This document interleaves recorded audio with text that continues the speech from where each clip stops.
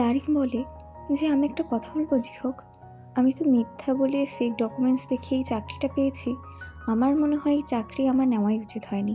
এই চাকরি আমার থেকে অনেক বেশি দরকার তাদের ছিল যে মারা ঠিক করে নিজেরা খেতে পারে না এবং অন্যদেরও খেতে দিতে পারে না। এসবই ভাবছিল দারিম।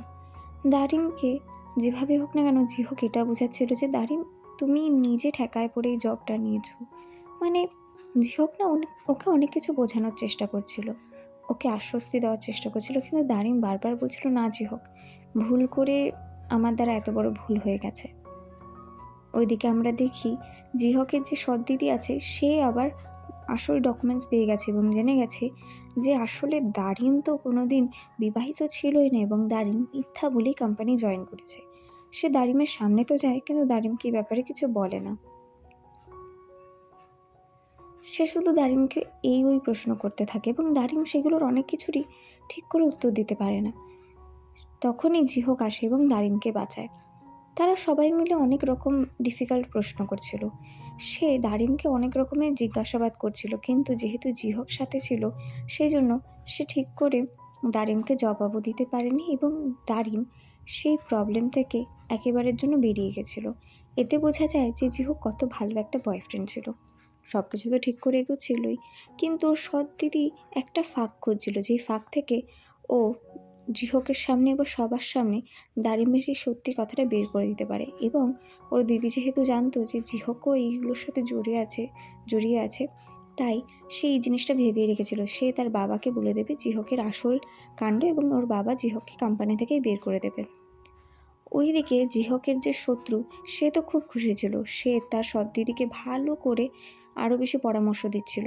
অ্যাকচুয়ালি সে জিহককে এই জন্য সহ্য করতে পারছিল না, কারণ কি জিহক তার কম্পিটিটর ছিল। সে চাইছিল জিহকের সব অ্যাটিটিউডও একেবারে ভেঙে ভেঙে টুকরো করে দেয়। ওইদিকে যখন লাঞ্চ টাইম ছিল সবাই বলছিল যে দারিম যেহেতু আমাদের এমপ্লয়ি অফ দ্য ইয়ার হয়েছে সেই জন্য দারিমকে সবার একটু বাহবা দেওয়া উচিত এবং দারিমকে ট্রিটও দেওয়া উচিত। আর এই নিয়ে কথা হচ্ছিল, সবাই খুব খুশি ছিল এবং জিহক মানে বসও বলছিল যে হ্যাঁ একটা ট্রিট তো দেবো। কিন্তু এর মধ্যে দারিমেরই একটা সমস্যা ছিল। দারিম না কোনো মতে নিজেকে এটা বোঝাতে পারছিল না যে ও যে ফেক ডকুমেন্টস দেখিয়ে এই কোম্পানি জয়েন করেছে এটাও ঠিক কাজ করেছে। ও একটা জিনিস তো বুঝেই গেছিল যে ও যেটা করেছে তার ফলে আরও অনেকে চাকরি পায়নি। লাস্টে যখন সবাই লাঞ্চের জন্য বেরোচ্ছিল তখন দারিম বলে কি, সরি এভরিবাডি, আমি আজকে যেতে পারবো না। আজকে তোমরা সবাই যাও এবং গিয়ে তোমরা জব করো এবং গিয়ে তোমরা অনেক ভালো মন্দ খেও, কারণ কি আমি আজকে খেতে পারবো না। এইগুলোই সবাই বলছিল এবং দারিম সেখান থেকে বেরিয়ে আসে। ওইদিকে আমরা দেখি এই মেয়েটি একটা জামা খুঁজছিল এবং সে ওই এমপ্লয়িকে বলে, এমন একটা জামা দাও যে জামা পরলে আমি একটা ফাংশনে যেতে পারি এবং আমাকে স্টেজে সব থেকে ভালো লাগুক। ওইদিকে ওর মা টুকটাক করে দেখছিল যে মেয়েটা বলে কি। দারিম নিজের বাড়ি আসে এবং বাড়ি এসে ওর মায়ের সাথে গল্প করতে থাকে। ওর মাকেও বলে, মা বাবা কেমন ছিল, বাবা কেমন মানুষ ছিল। আমি এটা তো জানি বাবা খুব ভালো ছিল, কিন্তু অ্যাকচুয়ালি বাবার জীবনের মোটো কী ছিল। তখন ওর মা বলে ওর বাবা এমন ছিল যে ও কখনো বাজে কাজ করতো না। তো দারিম এই কথা নিয়ে ভাবতে বসে, কারণ কি দারিম একদম আলাদা ছিল। ওইদিকে জিহক কোম্পানির ফেক ডকুমেন্টস তারপর রিয়েল ডকুমেন্টস এগুলো সব দেখছিল এবং দেখতে দেখতে ও সেই ডকুমেন্টসগুলো পেয়ে গেছে, যে ডকুমেন্টস দেখালেই লয়াররা ওর মাকে নিজের কোম্পানি ফেরত পেতে সাহায্য করবে। ওইদিকে আমরা দেখি দারিম যখন অফিসে ছিল সে অফিসে বসে বসে ভাবছিল যে এই কোম্পানি তাকে কত কিছু দিয়েছে, কত সুবর্ণ সুযোগ দিয়েছে, মোমেন্ট দিয়েছে। আর দারিমের এটাও খারাপ লাগতে থাকে যে ও ওই কোম্পানির প্রত্যেকটা ওয়ার্কারকে ভুল বলেছে, মিথ্যা বলেছে তার একটা ফেক আইডেন্টিটি, বলেছে সে একজন মা। তো দারিম ভেবেই নেয় যে সে রিজাইন করে দেবে, সেই জন্য সে রিজাইন লেটার লেখে এবং সে এটাতে একদম বদ্ধপরিকল্প ছিল যে এই রিজাইন লেটার দিয়ে ও আর যাই হোক না কেন এই কোম্পানি থেকে চলে যাবে এবং সবাইকে নিজের সত্যিটা বলে দেবে, সেখানে জিহক কিছু মনে করুক কি না করুক। ও শুধু এটাই চাইছিল যে যেভাবেই হোক না কেন এই কোম্পানি থেকে ওকে বেরোতে হবে, কারণ ওর জবে এখন অন্য একজনকে বসার কথা ছিল, যে একেবারে একটা সৎ মানুষ এবং সে কখনো কাউকে মিথ্যা বলেনি। আসলে দারিম না একটা গিল্টিতে ভুগছিল। দারিম এটাই বুঝতে পারছিল না যে ও কী করতে হবে, ওকে ওকে করা কী উচিত।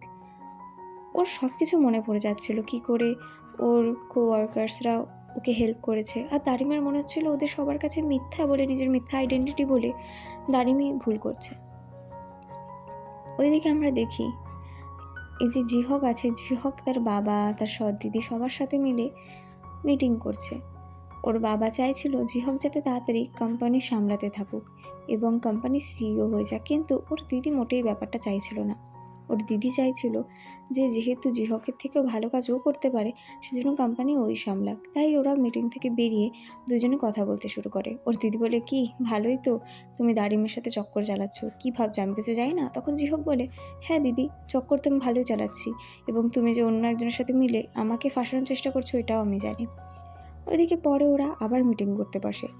এবার জিহক আর বাকি যারা যারা আছে কালিগসরা সবাই মিলে একসাথে বসে।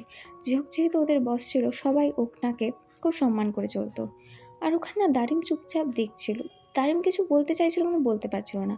পরে দারিম জিহকের কাছে এসে বলে, কি জিহক, এই যে আমার রিজাইন লেটার, এটা তুমি নাও এবং আমি কালকের থেকে আর জবে আসবো না। তখন জিহক না ব্যাপারটা চুপচাপ দেখে এবং জিহক তখন দারিমকে একটা ফাইল ধরিয়ে দেয়। দারিম সেই ফাইলটা পড়ার সাথে সাথে বুঝতে পারে যে যখন ইন্টারভিউ নেওয়া হচ্ছিল তখন যত ভালো ভালো ক্যান্ডিডেটস ছিল, সে সব ক্যান্ডিডেটসদের না ওর দিদি দূর করে দিচ্ছিল। আসলে ওর দিদি চাইছিল জিহককে এমন একটা টিম দেবে যেই টিম জিহক সামলাতেই পারবে না এবং যেই টিমে সবাই অপদার্থ হবে। এটা ওর দিদির ওকে ফাঁসানোর প্ল্যান ছিল। তো জিহক দারিমের কাছে যায় এবং দারিমকে গিয়ে বলে, দারিম, তোমাকে আমি অনেক ভালোবাসি এবং আমি জানি তোমার দ্বারা একটা ভুল হয়ে গেছে, কিন্তু তুমি এটা ইচ্ছা করে করোনি। আমি জানি তোমার মাকে বাঁচানোর জন্য তুমি এগুলো করেছো। এখন আমার কথা শোনো, আমার শোনা, এই ফাইলস তো তুমি দেখতে পারলে, এগুলো তো সব আমার দিদির কারসাজি, বলো। এখন তুমি কান্না করো না, তুমি আমার সাথে থাকো, আমি সব ঠিক করে দেবো, কেমন? আমি আমার দিদিকেও সামলে নেব, বাবাকেও সামলে নেব, তুমি শুধু আমার সাথে থাকো। এই জন্য এত কিছু শোনার পরে দারিম ওকে খুব থ্যাংক ইউ বলে এবং বলে, জিহক, আমিও তোমাকে খুব ভালোবাসি এবং থ্যাংক ইউ আমার এত হেল্প করার জন্য।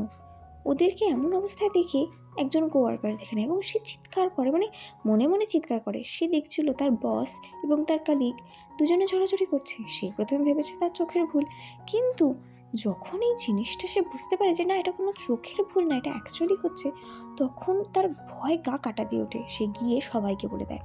তখনই দারিম আসে এবং সবাই এমন ভাব দেখায় যে ওরা কিছু শোনেনি, কিন্তু সবাই না কোনো একটাভাবে উইয়ার্ড বিহেভ করে ফেলে। দারিম বুঝতে পারছিল না হয়েছে কি। ওইদিকে না সবাইকে কথা শোনাচ্ছে, হ্যাঁ এখন তো বস তোমার কথাই শুনবে, তোমার কথাই শুনবে, এভাবেই টনক কাটে, কিন্তু কেউ খুলে কোনো কথা বলে না। ওইদিকে দারিমও যায় না কি হচ্ছে। ওইদিকে আমাদের যে জুন ছিল, জুনের যে স্কুলে প্রোগ্রাম ছিল, সেই প্রোগ্রামটা খুব ভালো করে হয়। সেখানে এই মেয়েটি, মানে যে জুনের বাবার সাথে প্রেম করতে চাইছে, সে খুব ভালো করে একটা পারফর্ম করে দুজনে মিলে। তো যখন সোনু আসে, মানে জুনের বাবা যখন জুনকে নিতে আসে, তখন সোনু দেখে দুজনের মধ্যে বন্ডিং খুব ভালো এবং ও একটা জিনিস বুঝতে পারে যে এখন ওর ছেলে একে ছাড়া আর থাকতেই পারছে না। তো জুনের একটা জিনিস খারাপ লাগে যে পরে জুন কী করবে, কারণ কি জুন এই মেয়েটার সাথে প্রেম তো করতেই চায় না। পরে জুন ওকে রাতে বলে যে, শোনো, খাওয়া দাওয়ার পরে তুমি বাইরে চলে যাও। তুমি এটা বলে কেন? আমি তোমার সাথে থাকি না? জুনও তো আমাকে পছন্দ করে, এখন প্লিজ তুমিও আমাকে মেনে নাও, আর কতবার আমাকে রিজেক্ট করবে? তখন সোনু বলে, আমি তোমাকে ভালোবাসি না, আমি দারিমকে ভালোবাসি এবং তুমি আর আমার কাছে আসবে না, কারণ কি আমি চাই না আমার ছেলে তোমার উপর ডিপেন্ডেন্ট হয়ে থাকুক। ওইদিকে পরের দিন দারিম আর না পেরে সবাইকে আসল কথা বলে দেয়। সে বলে তার মায়ের অসুস্থতার জন্য টাকা জোগাড় করতে পারছিল না এবং বাড়ি বিক্রি হয়ে যাবে এরকম ভয় সেই কোম্পানি জয়েন করে ফেক ডকুমেন্টস দিয়ে। তারপরে ও বলে, কি আমি এই কোম্পানি ছেড়ে চলে যেতে চাইছিলাম, কিন্তু আমার বয়ফ্রেন্ড আমায় যেতেও দেয়নি। তো সবাই ওকে বলে যে না না, কোনো ব্যাপার না, সব ঠিক আছে। ইন রিয়েল লাইফে কিন্তু এরকম হয় না, এগুলো সব কে ড্রামাতেই হয়। ইন রিয়েল লাইফে না সবাই তোমাকে আরও বকবে। যাই হোক, তো সবাই মিলে যখন ওকে শান্ত করে দেয়, পরে সবাই যেহেতু জেনে গেছে যে দারিম আর ওদের বস প্রেম করে, তো সবাই একসাথে গিয়ে ডিনার করতে যায়। এটাও কে ড্রামাতেই হবে, এটা রিয়েল লাইফে হবে না, কারণ কি রিয়েল লাইফে যখন কেউ বসের সাথে প্রেম করে, সে প্রেম যে খাতিরেই হোক না কেন, ভালোর জন্য খারাপ জন্য হোক, সবাই খারাপই দেখবে। পরে না ওরা সবাই বাড়ি ফিরে যায় এবং বাড়ি ফেরার আগে ওরা মনে করতে থাকে যে ওরা কেমন সুন্দর মুহূর্ত কাটিয়েছে। ওরা মনে করতে থাকে যে ওরা কত নাচ করেছে, একে অপরের খিল্লি উড়িয়েছে এবং দিনটা কত সুন্দর ছিল। তো এটা মনে করতে করতেই ওরা যখন বাড়ি ফিরে যায় তখন দারিম আর ঝিহক কিস করে।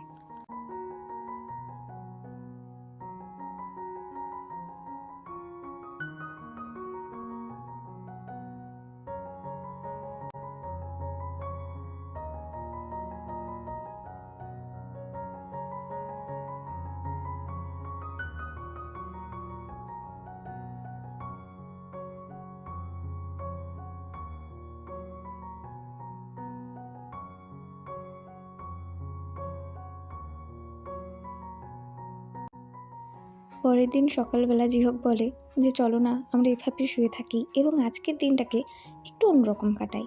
তো দারিম বলে কীরকম কাটাবো? তখন ঝিহক বলে এমনি এখন অন্তত শুয়ে থাকি, পরে আমরা শপিং করতে যাব, এটাই বলে এবং এই বলে ওরা আবার ঘুমিয়ে পড়ে। ওইদিকে যখন এই মেয়েটার মা জেনে যায় যে এই মেয়েটা একটা সিঙ্গেল ফাদারের প্রেমে পড়েছে যার একটা বাচ্চা আছে, তখন ওর মাকে ওর মাকে প্রচণ্ড মারে এবং বলে তুই এরকম কী করে করতে পারিস। তখন এই মেয়েটি বলে মা আমি তোমার বরের মতো আমার বাবার মতো বর চাই না যে কারোর খেয়ালও রাখতে পারে না। তো এই বলে ওদের মধ্যে খুব ঝগড়া হয়। পরে ওর মা ওই ছেলেটার কাছে যায়, সোনুর কাছে যায়, ওকে বকতে যে আমার মেয়েকে ছেড়ে দাও। কিন্তু সোনু যখন দেখে ওর মায়ের হাতে ব্যথা লেগেছে তখন সে গিয়ে ওর মায়ের হাতকে ব্যান্ডেজ দেয়, ওর মায়ের হাতে ব্যান্ডেজ মুড়ে দেয়। তো এইটা দেখে না উফ আজকে আমার বাংলার যে কী হয়েছে, যাই হোক সরি গাইস। তো ওইটা তোর মা বুঝতে পারে যে ওর মেয়ে কী বলতে চাইছিল। ওর মা তো এটা জানে যে ওর বর কোনোদিন ওকে পাত্তা দেয়নি এবং কোনোদিন ওর সেবাও করেনি, কিন্তু এই ছেলেটাকে দেখে ওর একটা জিনিস মনে হলো যে আমার মেয়ে যদি এর সাথে ভালো থাকে তাহলে থাকুক, কারণ কি এই ছেলেটা আমার মেয়েকে অবশ্যই ভালো রাখবে এবং আমার বরের মতো অন্তত হবে না।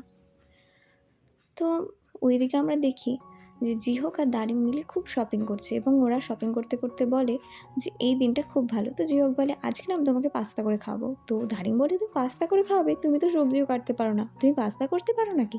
জিহোক বলে না না, পাস্তাটা আমি করতে পারি। তো বাড়ি গিয়ে ভালো করে সবজি কাটে আর পাস্তার জন্য যা যা করতে হয় সে সব করতে থাকে এবং এই সময় না ও খুব মন দিয়ে চেষ্টা করছিল যাতে ও দারিমকে পাস্তা খাইয়ে আরও প্রেমে ফেলে দেয়। ওরা সাইক্লিংও করে এবং দুজন খুবই মজা করে।